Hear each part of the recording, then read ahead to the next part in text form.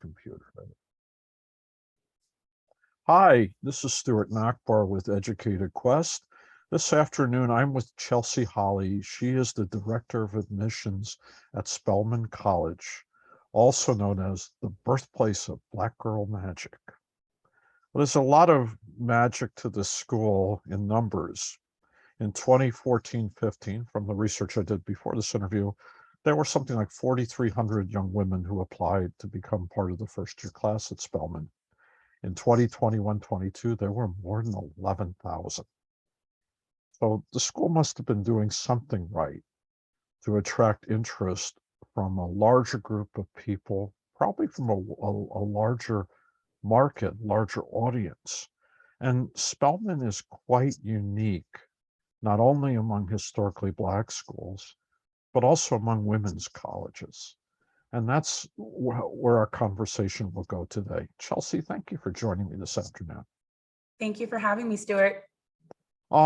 I'd like to know, young women who apply to Spelman, are they considering other women's colleges, other liberal arts schools, other historically Black schools, or something totally different?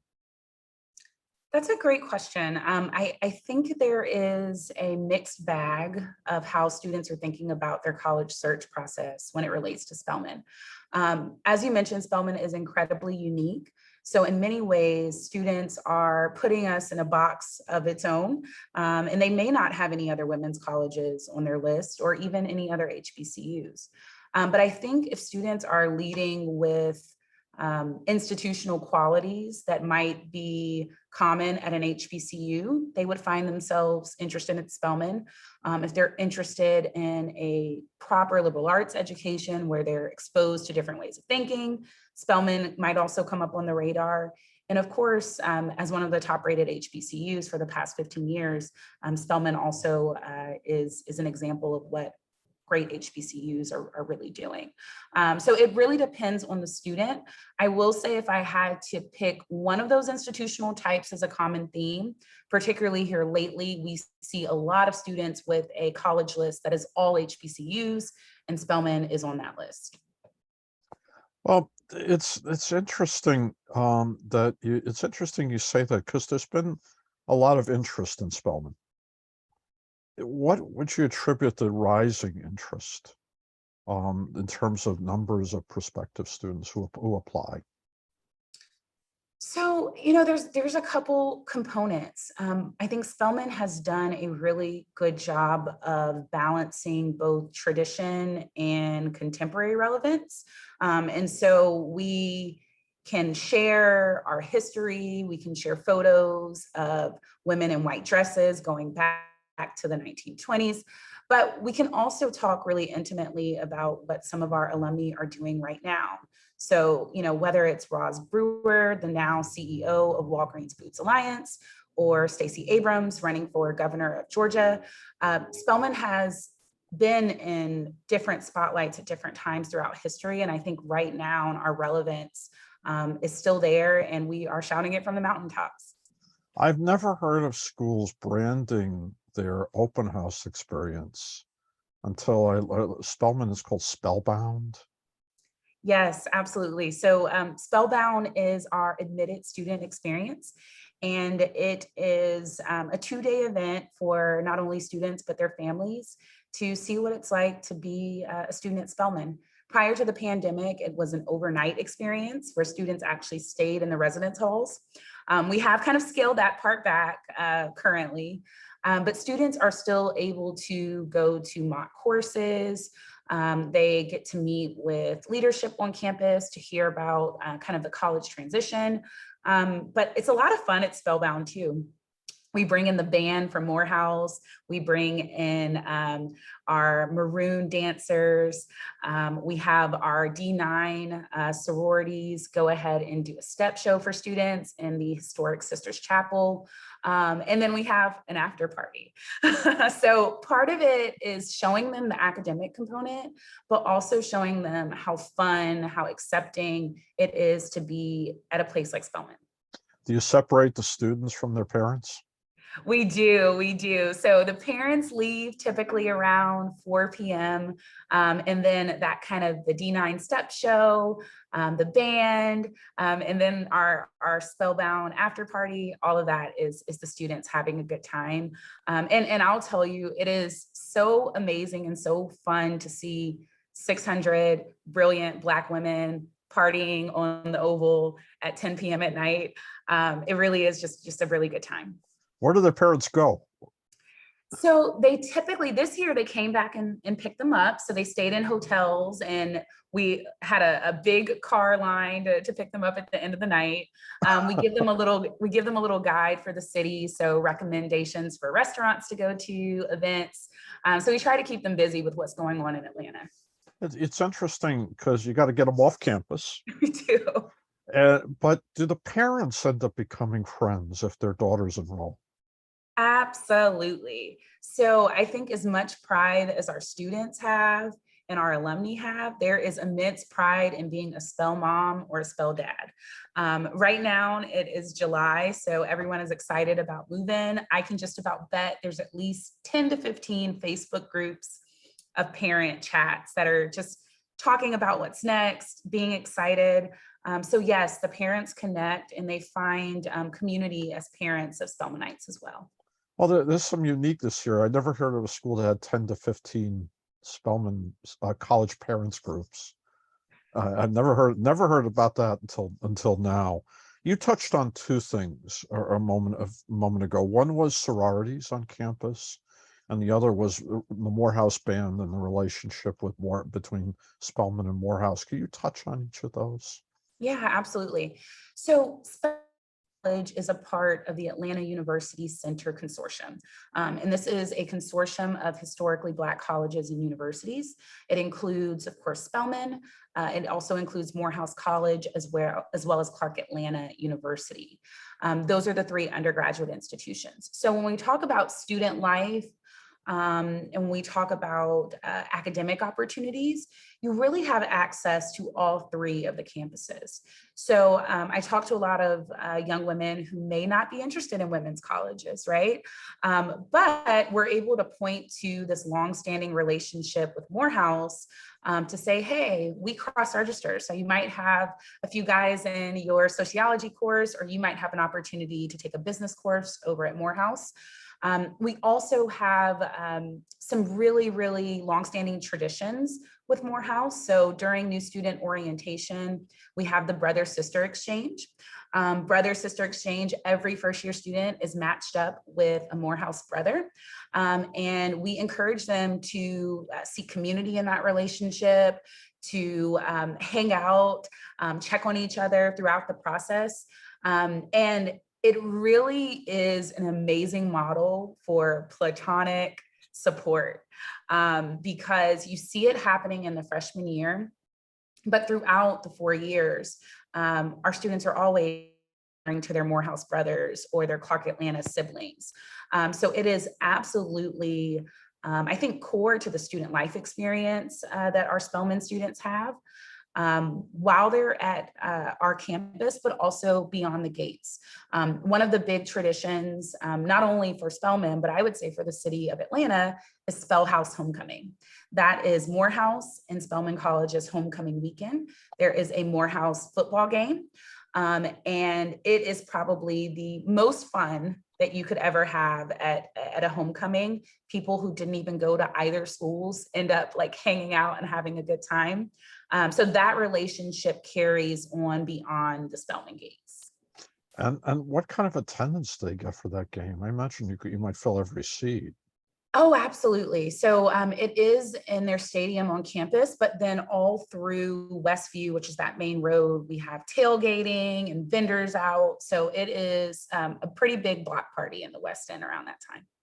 Now, and also Spelman has sororities.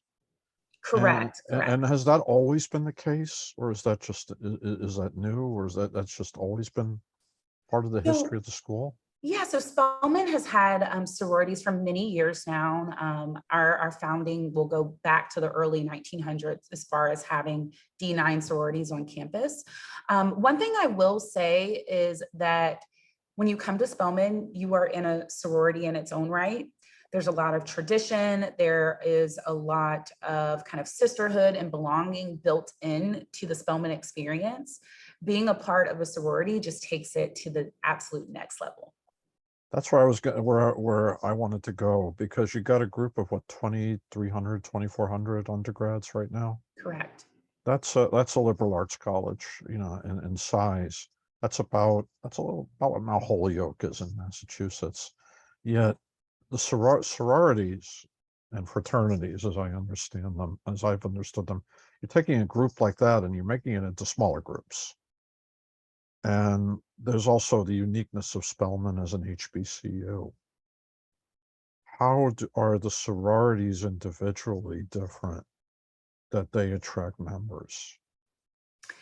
So I will say that interest in D9 sororities in the Black community often begins really, really young.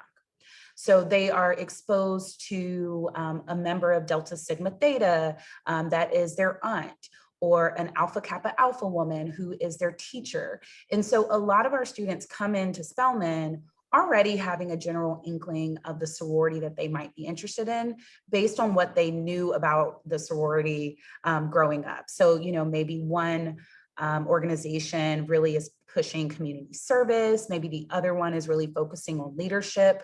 And so students are able to kind of self-select where they see themselves and then go through the process of pledging the sorority. And is there any kind of friendly rivalries between these sororities across all the campuses where they are? Oh, absolutely. I think at Spelman, it's interesting because still your Spelman sister, right? So whether you're buying into the friendly rivalry between the organizations, you still have that common theme that creates sisterhood beyond sorority membership. Does that also add to reasons why alumni continue to remain involved and in touch? So that is definitely a subset of our alumni, but I would argue that even if sororities did not exist, our alumni would be just as involved, just as connected, and you would have those communities. One of the things that groups our alumni together is the class year that they graduated. And so it is tradition for them to come back and they're dressed in all white during their class year, and they get to stand at the arches and greet in the students that are graduating for that year. It is absolutely amazing to see women that graduated in 1955 in their white dresses next to students that are graduating in 2023 in their white dresses and having that moment. I live not too far from Princeton University, and I have been to the Princeton Alumni Day. And when the alumni march through the campus, and you'll see like I would see the class of 1945. And then if I stuck around long enough, I start to see the later classes. Does Spelman do something like that? Like where you see like the groups of classes come in? Absolutely. So the reunion day and class day, each specific class has a different year that is their year's class reunion. And so you have certain years that will come back, and those correspond with current graduating years. So yes, absolutely. I think they also have a special moment to get to see one another again while they get to experience all of the younger Spelmanites that are transitioning out. I'm going to switch over to academics now. And there are some general education requirements at Spelman that I don't see at other colleges. One is wellness. Another is freshman seminars are everywhere, but Spelman has sophomore seminars. And there's a course in African diaspora studies. And for the last one, is that something in common at a historically Black schools? Or is that something unique to Spelman designed by the faculty? And for the others, what's been the impetus behind these other gen eds like wellness, like sophomore year seminars? You do it differently. And Absolutely. So I think, there are some commonalities with historically Black colleges in general. And one of the things that you are likely to find at an HBCU is that the material taught is reflective of the culture, is reflective of students' history. So that is something that's just central to HBCUs. For Spelman, that goes to an additional level because we are not only focused on Black and African American students, we're also focused on Black women and women of the African diaspora. And so everything that we do, from our student life programming to the courses that we're developing, is really centering the Black woman's experience. And that's the starting point that we dissect biology from, or sociology, or history. But that is the lens in which we're thinking about how we interact with the world, how the world interacts with us, and how our history plays into both of those. If I were a fly on a ceiling in let's say a political science class, and it was an upper division course, would the viewpoints be varied? And would people be lively at defending them? Yeah, absolutely. I think, some of that is core to a liberal arts education and really teaching students to be critical thinkers. One of the assumptions for both HBCUs and certainly women's colleges, and somewhere like Spelman, where the population is seemingly homogeneous, is that everyone has the same background and same perspectives. One of the things that we focus on at Spelman is, again, not only the African American perspective, but a global perspective of those that are part of the African diaspora. And then as far as our current students, we also have people that are from different socioeconomic backgrounds, different regions. We're only pulling about 20% of our students from Georgia. So there's great regional diversity, social diversity, and you really see that come alive in our classrooms. So I would say, absolutely, there's a lot of diversity within a space that's seemingly the same. And if I were applying to teach at Spelman and I met you on campus over, I'm sitting in the coffee shop and you happen to be near and we talk, what would you advise me in terms of teaching students there that I might not have to think about at the College of New Jersey in my backyard or Princeton? Yeah. So our teaching staff and faculty are incredibly diverse. So it is probably more likely that a young Black woman would have a professor that looks like her than at another institution. But we know those numbers are horrible, so that's not the benchmark. But gender diversity, racial diversity. We have professors from other countries that are teaching at Spelman. And I think it is a special place to be in the classroom and to interact with, because this is a group of students who are intelligent, well-rounded, and they have been taught since they enrolled at Spelman that they should bring their full selves into the classroom, bring their full selves into the work that they're doing. So in many ways, in the undergraduate experience, I think they're testing out over and over what it feels like to show up in these spaces after graduation. And so there is a level of formality, intellectual stretching, I think, that our students do. Because they're really trying to be the best version of themselves in this space before they go out into the real world and have to command those spaces. Now, Spelman opened an arts facility that is called the front porch of the school. Are there plans to build new facilities for other academic areas? So the front porch, which is our arts and innovations facility, it is also planned to have our welcome center. The idea is that the porch is opening up to the West End community and is going to create more engagement with the community. That is the only confirmed development that is in the works right now. Our campus is very historic. Most of the buildings are quite old, even if they've had some renovation over the years, but we're also a gated campus. So there's one way in, one way out, about 39 acres. So as far as expansion, we're still getting creative on what that expansion looks like for us because we are kind of nestled into a residential community. I was going to say, you can't go and buy things in the neighborhood and take them over. Yes, yes. And to our left, the fence over is Morehouse. The fence behind us is Clark Atlanta. So we are literally surrounded by other institutions of the AUC. It's kind of like Barnard and Columbia. Yes. You can't acquire anything that your neighbor already owns. You can't you can't acquire anything in the neighborhood you don't already own.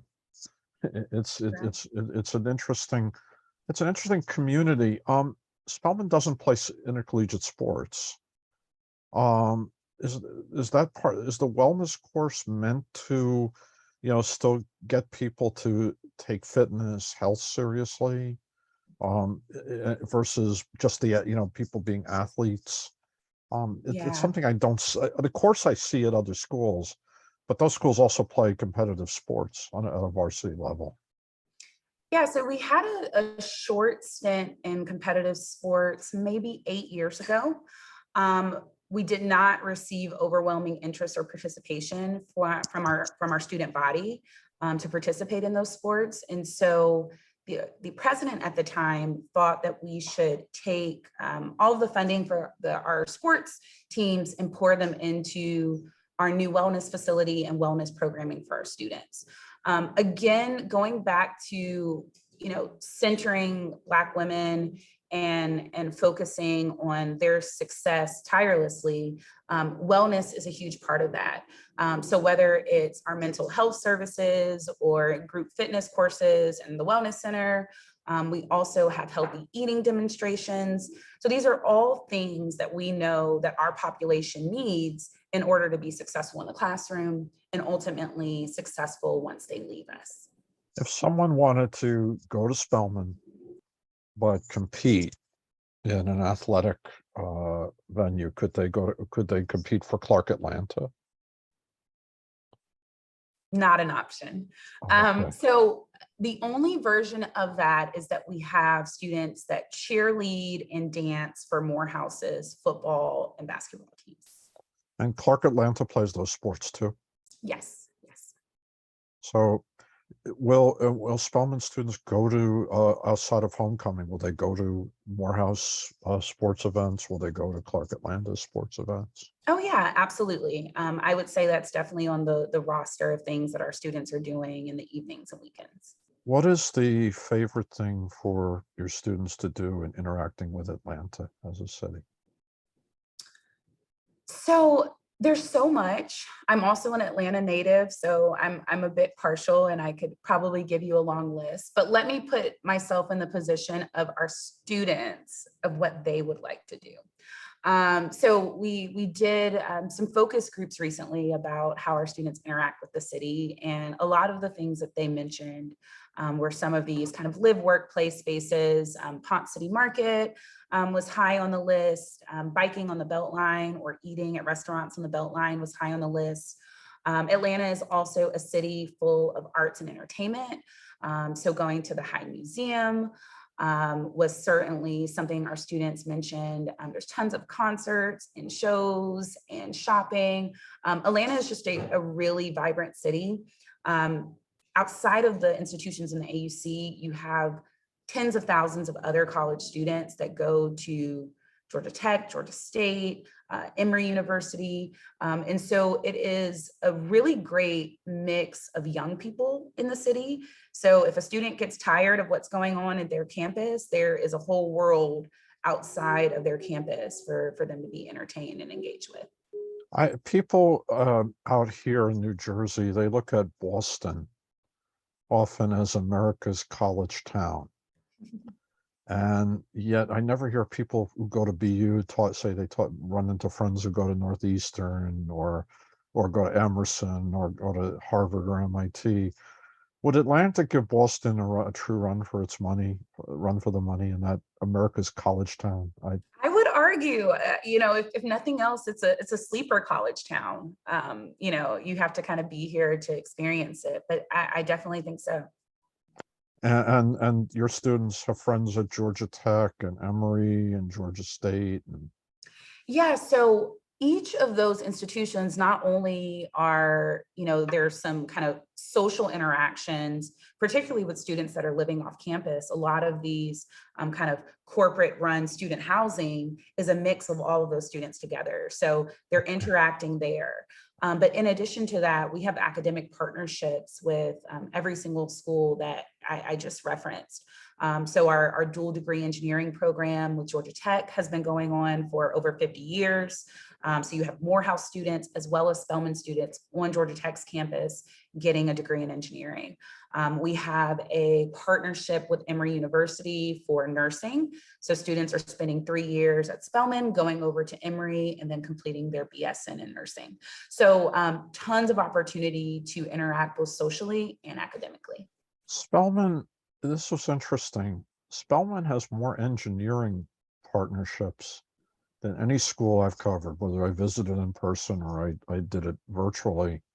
Has that always been, has that been just for a long time?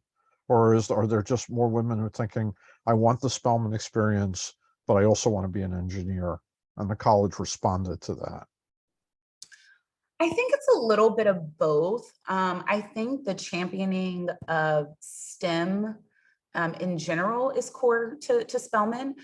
Even as a liberal arts, about 1/3 of our students study in the STEM discipline. We also are the #1 institution that produces Black women that will go on to complete their PhDs.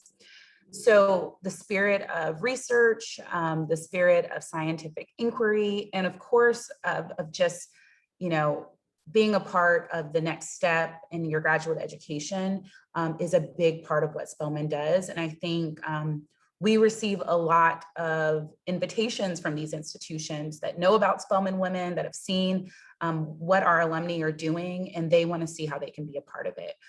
So yes, that is a huge element of our academic success. There's also exchange programs with other liberal arts colleges in Spelman. Yes. There are, and I think, in that space, we have tons in common with liberal arts institutions, but there are still some things that are just really, really special about Spelman that are attractive to students that are attending another liberal arts institution. And the same for our students that might go on to study for a semester at a liberal arts institution that's not Spelman.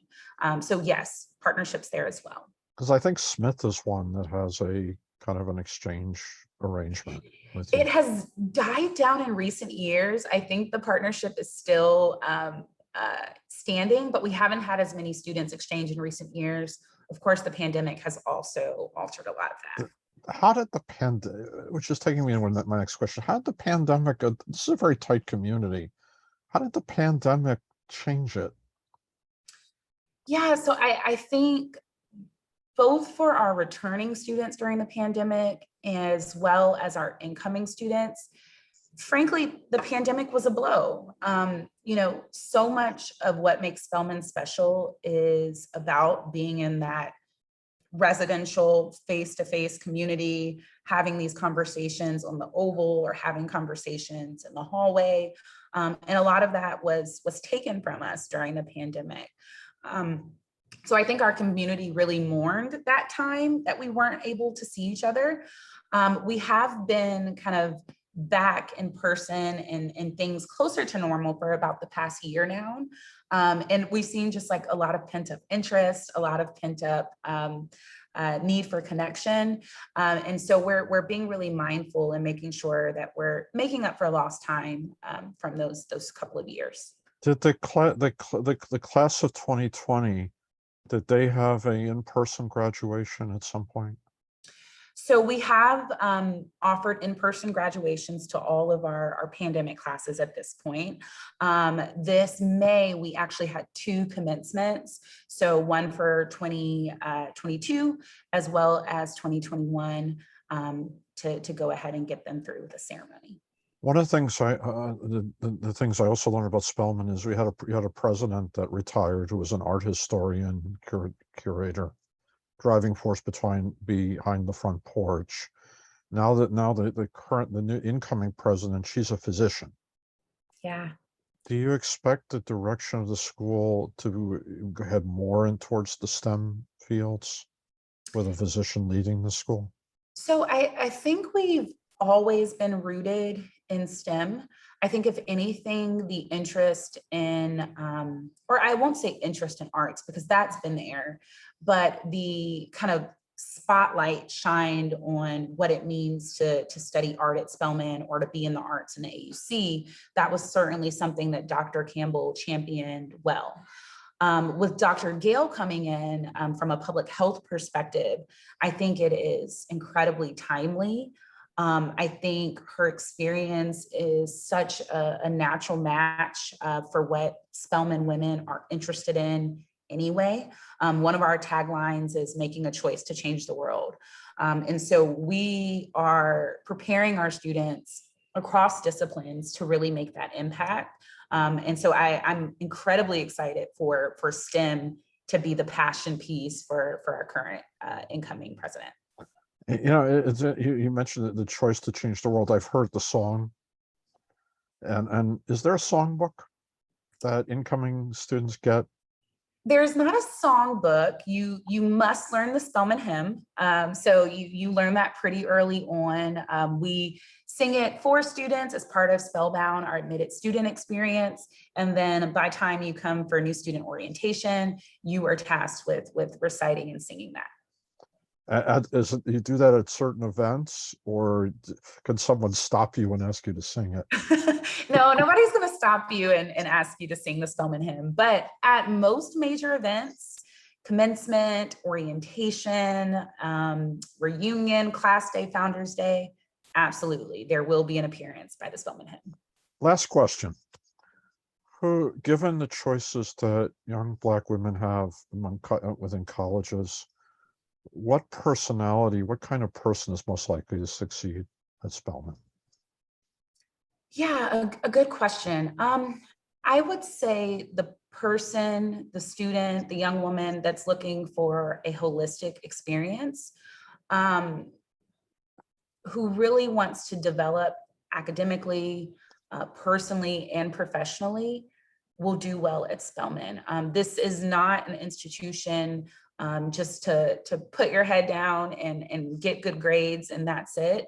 Our students are really going through a transformation for the good from the first year that they're there to their senior year.